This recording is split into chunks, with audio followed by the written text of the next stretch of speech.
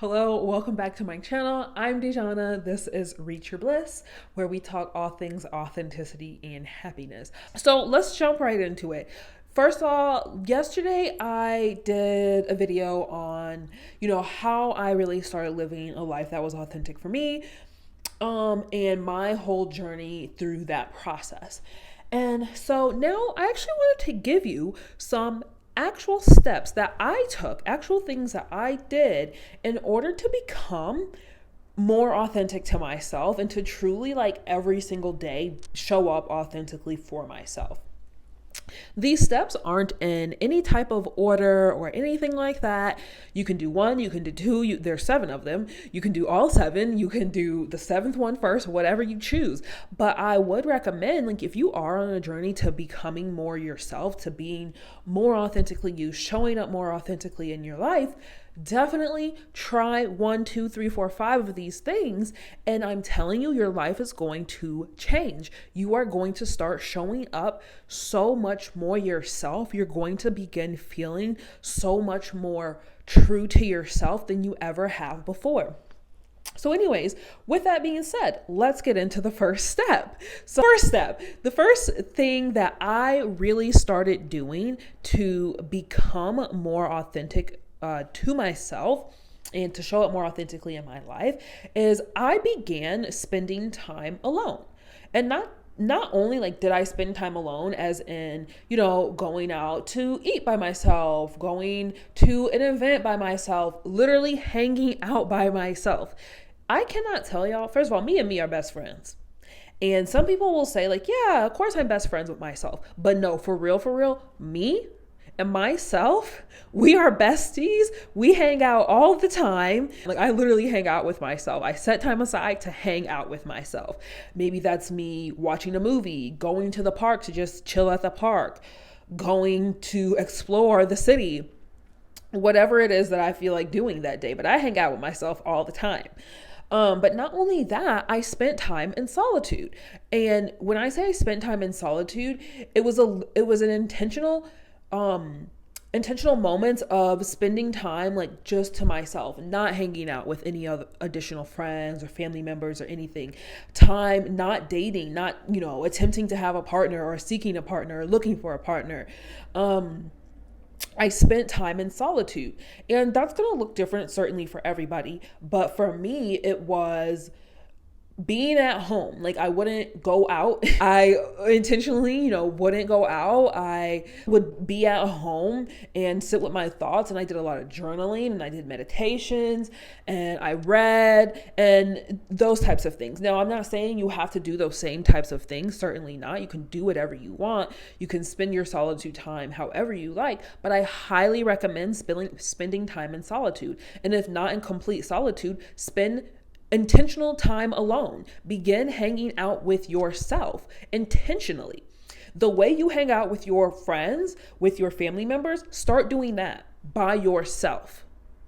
And that will begin to foster and develop a relationship with you that is like no other. You will begin to learn things about yourself that you couldn't see, that you weren't aware of, when you were in those spaces of hanging out and being with other people and things like that. So the second step is write out, or what I did, I wrote out all of the things that I really like to do. I wrote them all out, and I started doing one of those things every single day.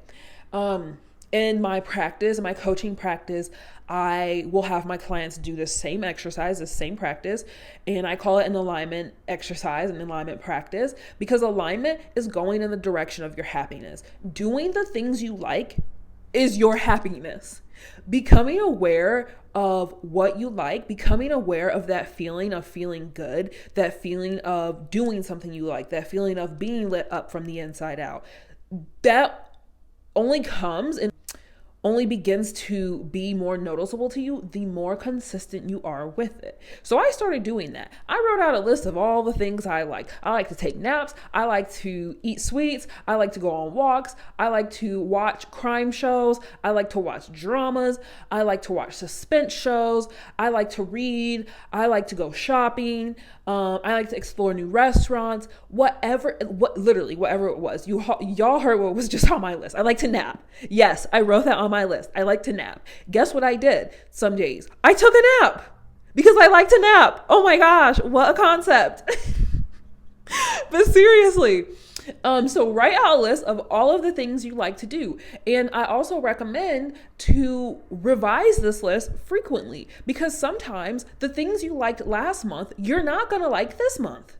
There are things that I can look back on like last year, 2021, that I did and I very much enjoyed, that I just don't like anymore, that I just don't care for right now in this point in my life. And so at this point in my life, they're not on my alignment list, because why would I do something I don't like? That's stupid. That's really dumb. So revise your alignment list, revise your things you like to do list. You don't have to like the same things forever. What a concept. You do not have to like the same things forever, especially if you're a woman. You are meant to change your mind. You are meant to explore variety and engage yourself in new experiences all the time. You don't have to like today what you liked yesterday. So revise your list all the effing time. So that's number 2. Number 3 is I stopped listening and asking others for opinions. So I stopped listening to others' opinions, and I also stopped asking others for their opinion. So I stopped listening to other people's opinion. Why? Because this is my life. Why would I want the opinion of someone else if this is my life? Now, certainly, if I felt like someone else had a certain level of education or knowledge or know-how, and they were already at a level that I desire to be at someday, yeah, of course I would listen to their opinion, because they're somewhere I want to be. But for the most part, that's few and far between of people who I have found who are already where I want to be. So why would I ask my best friend for her opinion if she's not where I want to be? Why would I ask my partner or someone I'm dating for their opinion if they're not where I want to be? That's stupid. Literally, start thinking of that. My mentor, she always says, become suspicious of yourself. And I freaking love that. Become suspicious of yourself. Why are you seeking the opinions of others who are not where you're at? Who have not gone through the things you may need to go through to get where you need to be? Why would you do that? That's silly. Become suspicious of yourself, because the more you question yourself, the more you're going to uncover like, oh, I already know the answer to this. I already know what I want to do. I don't need the opinions of others. I don't necessarily need to listen to others, because this is my life. I'm writing this story.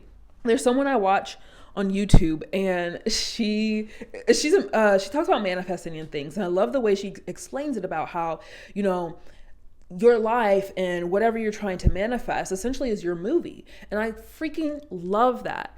And she goes on to say, like, you're the director, you're the, of course, the lead actor. And I know at one point, being the main character was such a thing. And even when that was like such a thing, I'm like, I'm the main character, I'm the director, I'm the producer. This is my life. You are playing all the parts, all the key parts in order for your movie of life to come together. You are the main character. You are the director. You are the producer.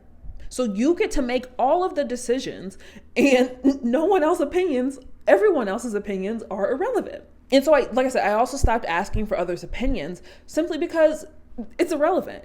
It's literally irrelevant. They are not living my life. If something goes wrong, I'm going to fix it. I'm going to have to fix it, or it's going to affect me, not someone else who gave me their opinion of what they would do. And then I went and did what they would do. Are they me? Am I them? No. So that's number 3. So number 4, I tried and did things that I said I didn't like before. Yes, I tried things that I once said I didn't like, because how would I know if I didn't like them if I actually never experienced them?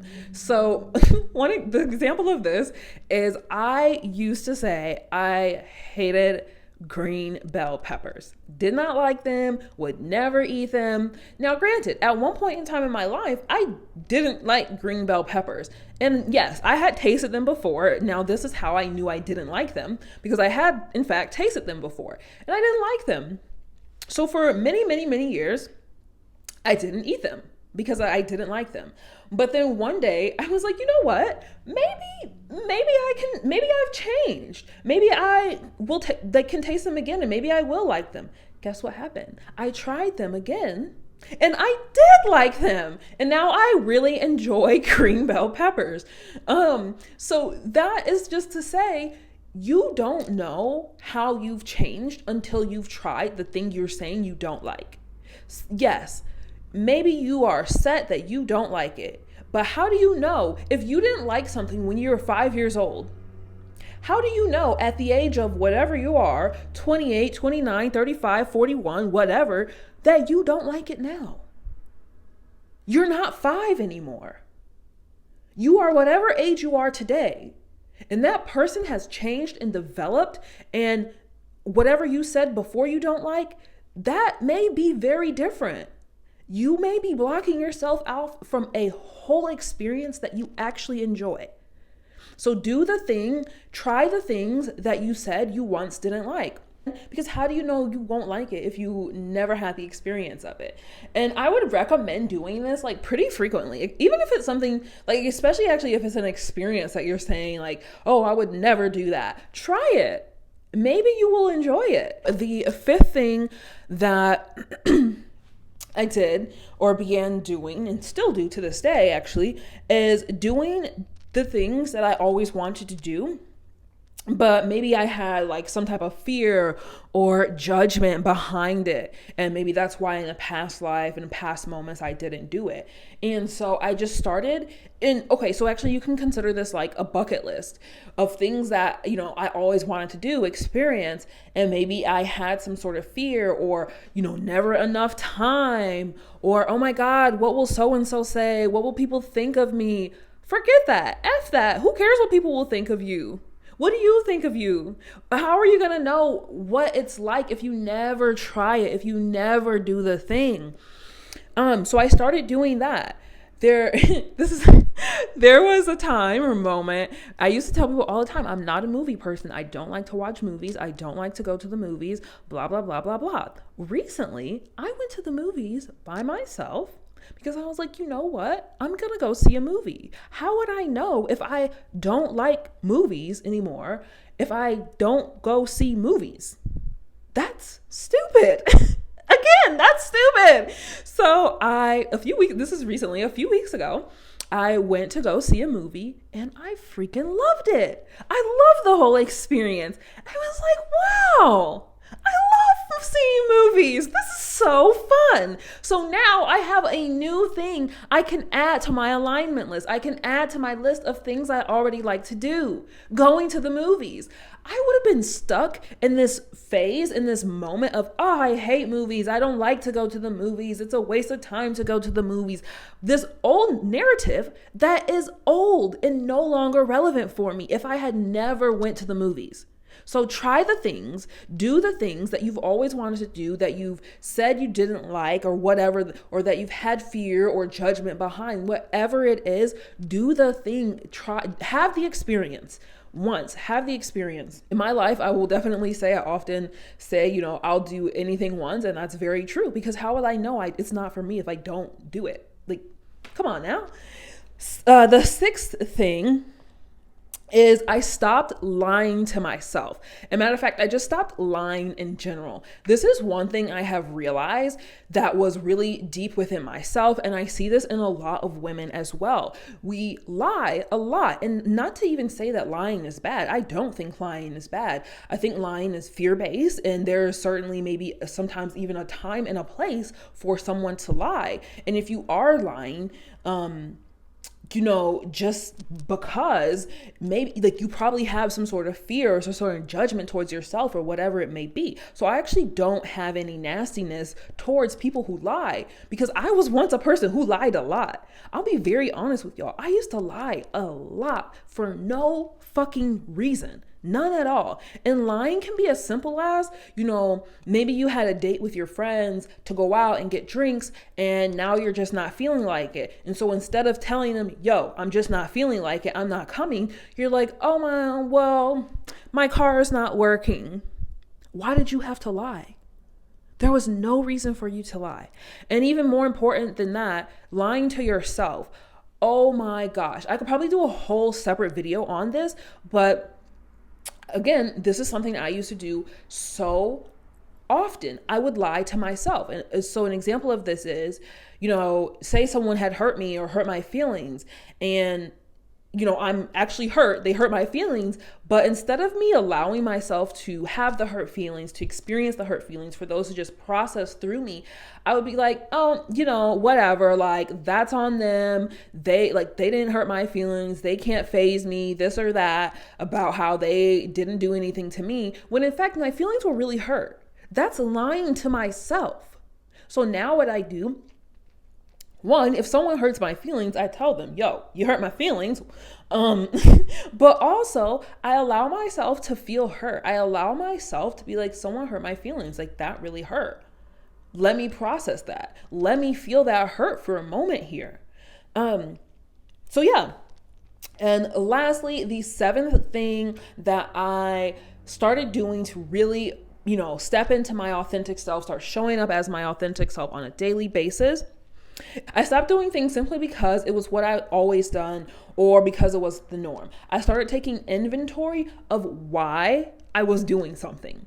So for instance, I never liked social media. However, as a millennial, as someone who has grown up in the age of, mass social media, it was really difficult for me to even admit that I didn't like social media for a very, very long time. It actually wasn't until just earlier this year, 2022, that I was like, I am done. I am not using social media for anything because I don't like it. And for a long time, I just told myself, well, it's the norm. It's what everyone does. It's how you keep in touch with people. It's how you connect with people. It's how you, do business these days. Fuck that. One, I am not normal. Why would I do the normal thing? That's silly. I'm an extraordinary being. I am an extraordinary being. Why would I do something that is normal? That is silly. So I stopped. I stopped doing the norm. I stopped doing things simply because that was what I always done. And so again, with the, being suspicious of myself, I started asking myself, okay, why am I doing this thing? So there was a moment where I think I talked about this in another video, where I felt like I had to have a morning routine, and I had to have this extensive morning routine that had all these things of reading, of journaling, of, meditation, working out, all of these things that had to get done first thing in the morning. And I started when I finally got to this point of, I don't think this is working for me. I started questioning why do I feel like I have to do this? Why have I told myself I have to do this? What is something better that makes me feel good? What is something better that actually works for me? So I do have a morning routine now, but it's extremely short as far as the things that I do. And then on top of that, it's for me. It's completely for me. It's not based off any other, I just feel like I'm supposed to be doing this. And what I've already talked about in another video, how anything that you are telling yourself you're supposed to be or you should be doing, you probably don't need to be doing anyways. But anyway, you should go watch that video.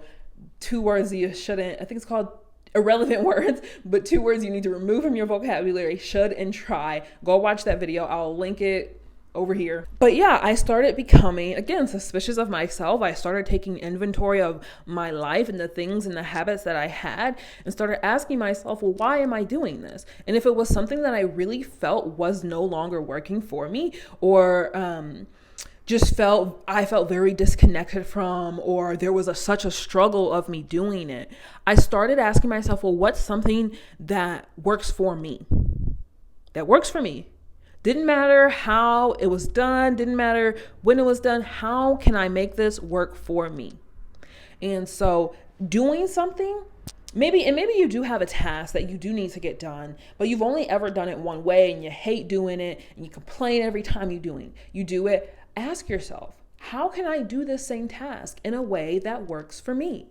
How can I do this same task in a way that feels good to me? I know you will come up with an idea of how you can do something that works for you. You just haven't given yourself the opportunity yet. Those are 7 steps that I took in order to truly start tapping into my authentic self, start tapping back into my authentic nature, start showing up every single day authentically me.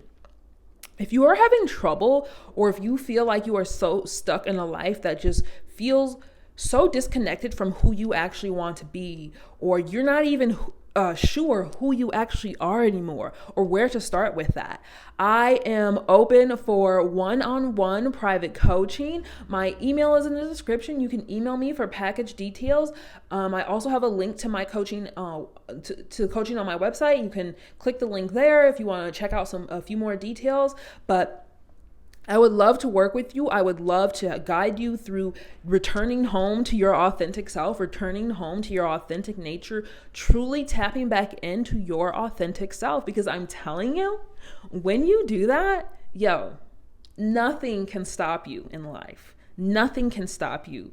You will feel so untouchable. You will feel so unstoppable. Why? Because you're living life for you now. Not for anybody else, not for any shoulds, not with any expectations from society, from your mom, from your dad, from your family. None of that. For yourself. Living authentically for yourself is going to change your life. So, again, book some one-on-one coaching and we can get you there. And it's easier than you think. And it's fun at that. But yeah, my email's in the description, links in the description. Get on that. I would love to work with you and help you change your life and realign with who you authentically are. My program, How to Become Yourself, is also linked in the description box. How to Become Yourself is going to teach you the 3 main feeling states that are absolutely required in order for you to tap back in to who you authentically are and truly begin living a life that is fulfilling for you, a life that is authentic to you, and all of that good stuff. So check them out. Links are in the description. If you have any questions, definitely feel free to message me or email me, whatever the such. Thank you for being here with me as always. I appreciate you. I love you, and I'll see you in the next one.